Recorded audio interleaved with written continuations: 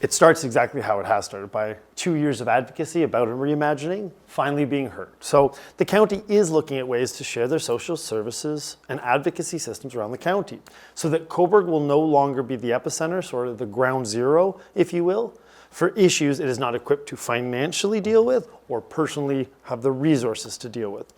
I've vocally advocated a reimagining of our current county system for a while now. I hope in the future that this reimagining will be based on stronger economic ties, streamlined services, and a more mutually beneficial interconnectedness to all our local communities that make sense for all. A county structure beyond a fealty to tenuous geographic connections. And I think that sums it up, is that I am but one person at the county. And when I came to this position with fresh eyes and started seeing all the problems, I didn't jump into solving each trying problem. I tried to understand what was sort of causing all of the problems. And I could not look away from this relationship of upper tier, lower tier, the 7 lower tiers and an upper tier for 80,000. And it was, what I found is not individual problems within the system, but a problem with the system as a whole. And so those are the hardest problems to tackle, to your point. How do you reinvent a system when you're in the system itself?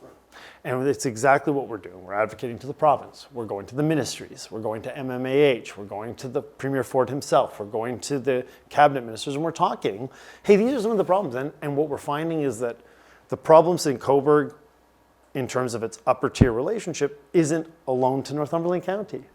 When you talk to Niagara County, St. Catharines is having a lot of the problems that Cobourg is having within that county structure.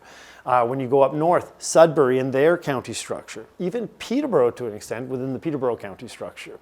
We always see these one areas within a county structure that take a disproportionate amount of weight. And I think with Cobourg's last 2 years stepping up and setting a tone, with the Cobourg Council setting the ECE bylaw, with the Cobourg Council having a zero encampment bylaw, and pushing forward with a lot of policy choices that I would say maybe some other governments were a little more fearful to move forward, even though they agreed with them, weren't willing to take the public backlash.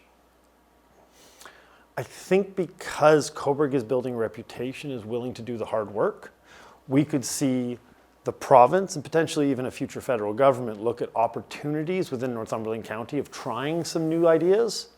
And that's what I'm hopeful for. So when you say, what's the next step? I think that's above my pay grade. I think my job at my pay grade is to start these conversations, to ensure that they're being had, to bring it to the forefront, both in a public in the public realm, as well as in my professional political realm, and to continue to advocate for new solutions and new ways of doing things.